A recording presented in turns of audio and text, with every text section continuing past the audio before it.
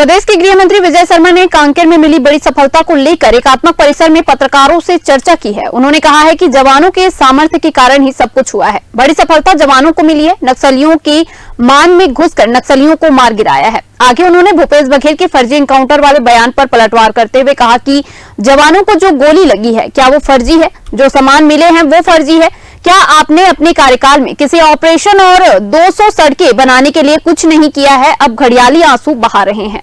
गृहमंत्री विजय शर्मा ने कहा कि जवान मुझसे कहते हैं कि मुझे लेकर आ गए, मैं तो और लड़ता। नक्सलियों के मान में घुसकर जवानों ने सर्जिकल स्ट्राइक की है। सुरक्षा पहली प्राथमिकता है। जवानों के लिए बार बार कहना चाहता हूं, उनकी सुरक्षा सबसे पहले है। विधानसभा में गृह मंत्री बनने के बाद आप पर सवाल किए गए थे, क्या यह कार्रवाई के तौर पर जवाब है? काम के संदर्भ में बोलने की आवश्यकता नहीं, काम दिखना चाहिए। बीजेपी कार्यकर्ता की हत्या नक्सलियों ने की। पंचम दास उप सरपंच हैं। कायराना हरकत नक्सलियों ने की है। सरकार हर क्षण चर्चा के लिए तैयार है। खून खराबा समाप्त होना चाहिए।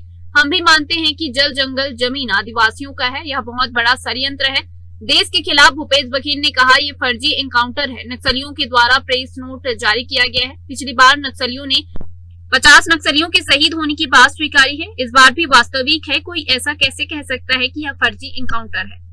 इंसास मिलता है, AK-47 मिलता है, तो ये क्या है भाई? कहां से आ रहा है आखिर? मतलब बहुत बड़ा षड्यंत्र है देश के खिलाफ, बहुत बड़ा षड्यंत्र है। और उसमें हमारे ही कुछ लोग मिलकर के इस तरह के काम करेंगे तो फिर नहीं चलता है।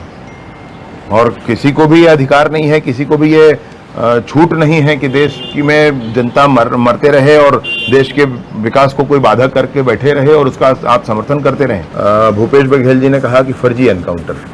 इससे पहले जो विभाग की तरफ से जारी आंकड़ा था, ये लगभग 8 अप्रैल को ये कह रहे हैं कि ये नक्सलियों के द्वारा जारी ये प्रेस नोट है।